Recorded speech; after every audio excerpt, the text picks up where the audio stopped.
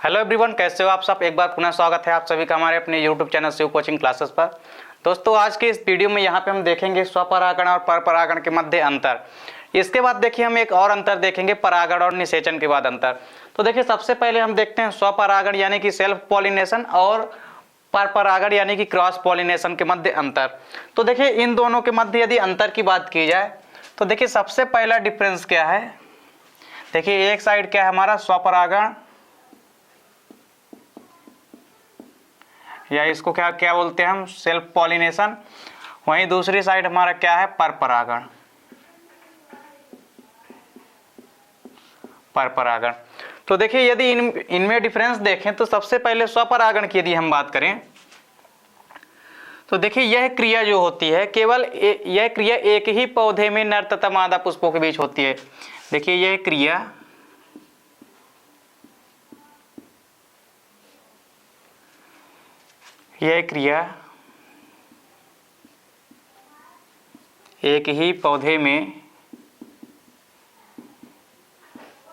एक ही पौधे में नर तथा मादा पुष्पों के बीच होती है।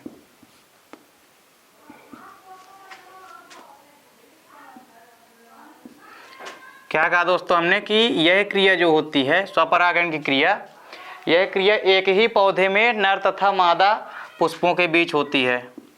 तो देखिए पौधा एक ही रहेगा लेकिन नर और मादा जो है पुष्प अलग अलग रहेंगे, या इसमें हम कह सकते हैं कि यह क्रिया एक ही पौधे के पुष्पों के मध्य संपन्न होती है। वहीं यदि हम बात करें परपरागण की तो देखिए यह परपरागण जो होता है यह एक ही जाति के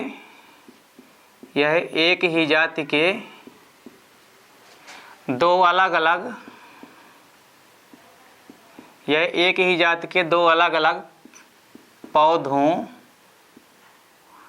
अलग पौधों के पुष्पों के मध्य होती है।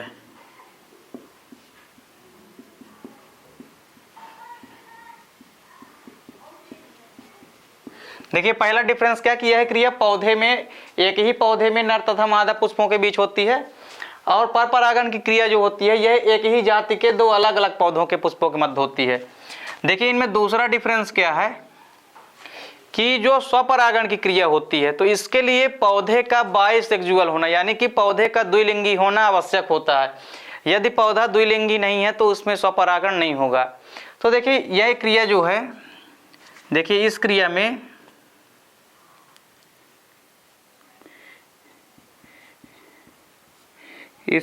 के लिए पौधे का द्विलिंगी होना, इस क्रिया के लिए पौधे का द्विलिंगी होना आवश्यक होता है। इस क्रिया के लिए देखिए पौधे का द्विलिंगी होना क्या होता है, आवश्यक होता है। वहीं यदि हम बात करें परपरागण में तो इसमें देखिए इसके लिए पौधों का द्विलिंगी होना किसी भी प्रकार से जरूरी नहीं होता, द्विलिंगी होना जरूरी नहीं होता। तो देखिए दूसरा डिफरेंस क्या है कि इस क्रिया के लिए पौधे का द्विलिंगी होना आवश्यक होता है, अर्थात स्वपरागण की क्रिया तभी होगी जब पौधे में जो पुष्प हैं वो क्या होंगे, द्विलिंगी होंगे, या पौधा द्विलिंगी होगा। देखिए वहीं यदि परपरागण की बात करें तो इसके लिए पौधे का द्विलिंगी होना जरूरी नहीं है, यानी पौधे एक लिंगी होंगे फिर भी परपरागण की क्रिया संपन्न होगी। इसके बाद इसका स्क्रीनशॉट ले लीजिए। इसके बाद देखिए इनमें जो तीसरा डिफरेंस देखिए क्या है कि इनमें जो पराग कण होते हैं तो इनमें पराग कणों की कम संख्या में जरूरत होती है, यानी पराग कणों की मात्रा यहाँ पे कम होगी फिर भी स्वपरागण की क्रिया हो जाएगी। तो इसके लिए पराग कणों की कम आवश्यकता होती है, इसके लिए कम मात्रा में पराग कणों की आवश्यकता होती है। इसके लिए कम मात्रा में पराग कणों की आवश्यकता होती है।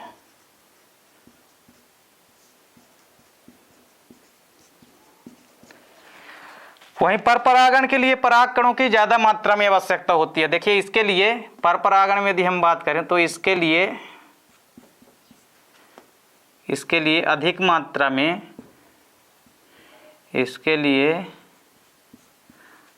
मात्रा में पराग कणों की आवश्यकता होती है।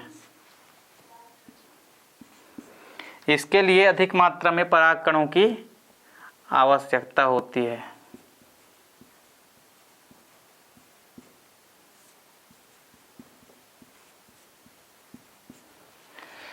देखिए 3 डिफरेंस हो चुके हैं यहाँ पे। यह क्रिया जो है एक ही पौधे के नर तथा मादा पुष्पों के बीच होती है। पहला इसमें क्या है, पर परागण में यह क्रिया एक ही जाति के 2 अलग अलग पौधों के मध्य होती है। देखिए दूसरा क्या है स्वपरागण में कि इस क्रिया के लिए पौधे का द्विलिंगी होना आवश्यक होता है और इसके लिए पौधे का द्विलिंगी होना जरूरी नहीं होता है। तीसरा डिफरेंस क्या है इनमें कि इसके लिए कम मात्रा में पराग कणों की आवश्यकता होती है और पर परागण में क्या होता है कि इसके लिए अधिक मात्रा में पराग कणों की आवश्यकता होती है। अब देखिए इनके मध्य जो चौथा डिफरेंस है वो क्या है,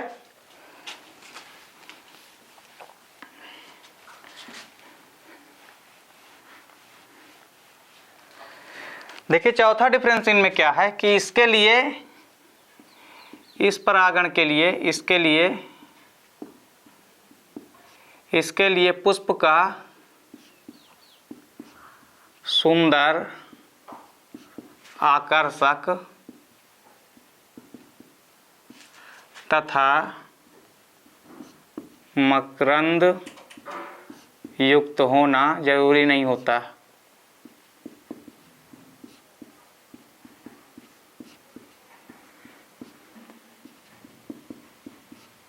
देखिए इसके लिए पुष्प का किसी प्रकार से सुंदर, बड़ा तथा आकर्षक होना तथा साथ ही साथ मकरंद युक्त होना जरूरी नहीं होता है।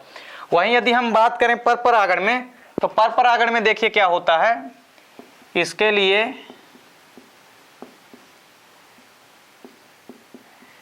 लिए पुष्प का सुंदर, आकर्षक तथा मकरंद युक्त होना जरूरी होता है। सुंदर, आकर्षक तथा मकरंद युक्त होना जरूरी होता है।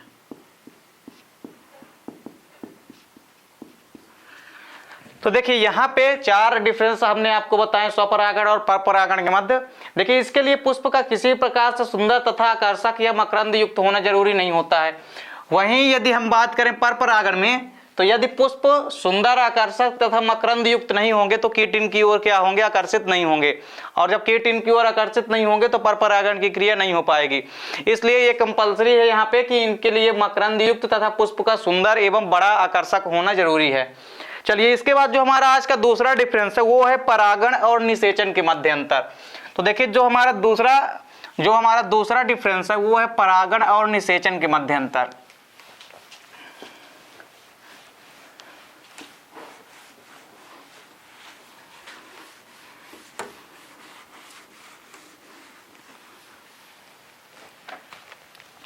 तो देखिए हमारा दूसरा डिफरेंस क्या है, परागण और निषेचन के मध्य अंतर। परागण और निषेचन के मध्य अंतर, परागण और निषेचन में अंतर। तो देखिए परागण और निषेचन में क्या अंतर है, देखिए एक साइड तो क्या है हमारा परागण और दूसरी साइड क्या है हमारा निषेचन। देखिए एक साइड है परागण यानी इसको क्या बोलते हैं इंग्लिश में पॉलिनेशन बोलते हैं, और दूसरी साइड क्या है निषेचन जिसको कि क्या बोलते हैं फर्टिलाइजेशन। दूसरी साइड हमारा क्या है निषेचन। तो देखिए यदि इन दोनों में डिफरेंस देखें तो देखिए इन दोनों में पहला डिफरेंस क्या है कि जो परागण होता है तो इस क्रिया में देखिए क्या होता है, इस क्रिया में जो पराग कण होते हैं तो पराग कणों को पुंकेसर से वर्तिकाग्र तक पहुंचाया जाता है। देखिए इसमें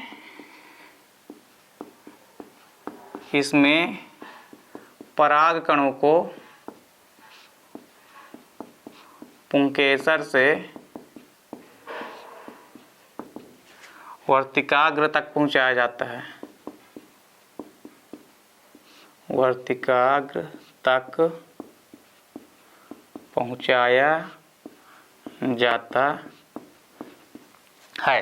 देखिए इस क्रिया में क्या होता है कि पुंकेसर से जो पराग कण होते हैं, तो इस क्रिया में पराग कणों को जो कि पुंकेसर में होते हैं, तो पराग कणों को पुंकेसर से वर्तिकाग्र की सतह तक पहुंचाया जाता है और पराग कणों का वर्तिकाग्र की सतह पर गिरना ही क्या कहलाता है, परागण कहलाता है। देखिए इनमें पहला नंबर क्या है, निषेचन में यदि हम देखें तो निषेचन में क्या होता है कि इसमें नर तथा मादा युग्मक मिलते हैं। इसमें नर तथा मादा युग्मक मिलते हैं, नर तथा मादा युग्मक मिलते हैं। यानी यहाँ पे क्या होता है, मेल गैमेटोफाइट और फीमेल गैमेटोफाइट आपस में मिलते हैं। तो देखिए इसमें नर तथा मादा युग्मक आपस में मिलते हैं, इसमें नर तथा मादा युग्मक आपस में मिलते हैं। देखिए इनमें दूसरा डिफरेंस क्या है, पहला तो हो गया कि इनमें पराग कण जो होते हैं तो पराग कणों को पुंकेसर से वर्तिकाग्र की सतह तक पहुंचाया जाता है। वहीं यदि हम बात करें निषेचन में तो इसमें नर तथा मादा युग्मक आपस में मिलते हैं। देखिए इनमें दूसरा डिफरेंस क्या है कि इस क्रिया के अंत में यानी परागण के अंत में क्या होता है कि परागण क्रिया होने के बाद इसके आखिरी में क्या होता है कि दो नर युग्मक बनते हैं। तो इस क्रिया के अंत में देखिए क्या होता है, इस क्रिया के अंत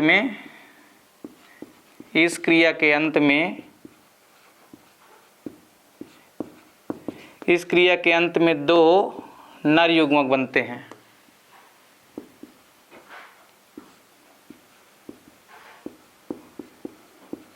देखिए इस क्रिया के अंत में क्या बनते हैं, दो नर युग्मक बनते हैं। वहीं यदि हम बात करें निषेचन की तो इस क्रिया के अंत में क्या बनता है, युग्मनज या जाइगोट बनता है। इस क्रिया के अंत में युग्मनज या इसको हम क्या बोलते हैं इंग्लिश में, जाइगोट। तो इस क्रिया के अंत में युग्मनज या जाइगोट बनते हैं।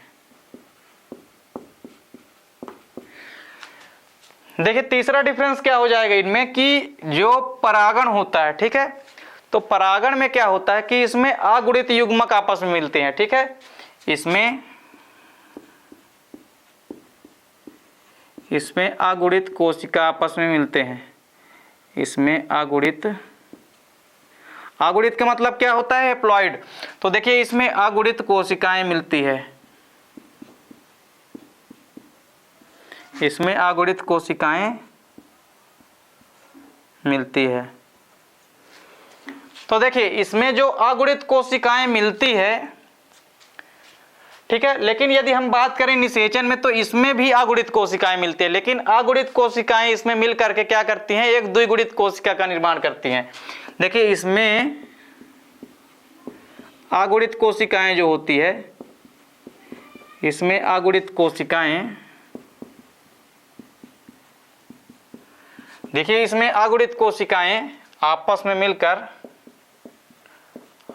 में मिलकर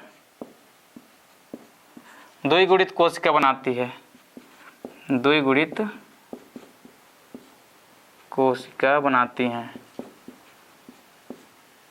तो इसमें जितनी भी अगुणित कोशिकाएं होती है वो अगुणित कोशिकाएं आपस में मिलकर क्या करती हैं, एक द्विगुणित कोशिका बनाती हैं, अर्थात हम कह सकते हैं कि जाइगोट बनाती हैं। तो देखिए यहाँ पे तीन डिफरेंस है। पहला क्या है कि इसमें पराग कणों को पुंकेसर से वर्तिकाग्र तक पहुंचाया जाता है और यही क्रिया क्या कहलाती है, परागण कहलाती है। और निषेचन में क्या होता है कि नर तथा मादा युग्मक आपस में मिलते हैं, यानी कि मेल गैमीट और फीमेल गैमीट आपस में मिलते हैं। दूसरा डिफरेंस क्या है इनमें कि इस क्रिया के अंत में दो नर युग्मक बनते हैं जो कि आगे चल के निषेचन में भाग लेते हैं। वहीं देखिए यदि इसमें बात करें निषेचन में तो इस क्रिया के अंत में क्या बनते हैं, युग्मनज या जाइगोट बनता है। इसके बाद देखिए तीसरा डिफरेंस क्या है, इसमें अगुणित कोशिकाएं मिलती है। सेम निषेचन में भी क्या होता है, अगुणित कोशिकाएं मिलती है, लेकिन अगुणित कोशिकाएं आपस में मिलकर एक द्विगुणित कोशिका बनाती है या डिप्लॉइड सेल बनाती हैं। इसके बाद देखिए क्या अंतर है यहाँ पे कि चौथा डिफरेंस इनमें क्या है कि इनमें माध्यम की आवश्यकता पड़ती है। देखिए परागण में हमने क्या देखा था कि जो परागण होता है उसमें क्या होता है, माध्यम की आवश्यकता पड़ती है। तो देखिए जो परागण होता है इसमें क्या होता है, माध्यम की आवश्यकता पड़ती है। देखिए परागण में क्या होता है, चौथा डिफरेंस इनमें क्या है कि इसमें माध्यम की आवश्यकता पड़ती है, इसमें माध्यम की आवश्यकता, इसमें माध्यम की आवश्यकता पड़ती है। इसमें माध्यम की आवश्यकता पड़ती है।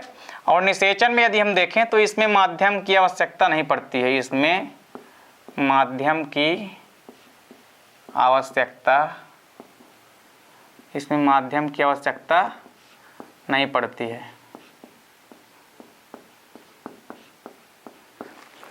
तो देखिए दोस्तों, यहाँ पे हमने आपको दो डिफरेंस समझाए हैं। सबसे पहले स्वपरागण और परपरागण में, और दूसरा डिफरेंस किसमें, परागण और निषेचन में। तो उम्मीद करता हूँ दोस्तों वीडियो आपको पसंद आई होगी, क्योंकि दोनों क्वेश्चन दोस्तों पेपर में अक्सर पूछे जाते हैं। तो उम्मीद करता हूँ दोस्तों वीडियो पसंद आई होगी। दोस्तों वीडियो यदि अच्छी लगे तो लाइक और कमेंट कीजिए। मिलते हैं दोस्तों नेक्स्ट वीडियो में, तब तक के लिए जय हिंद, वंदे मातरम।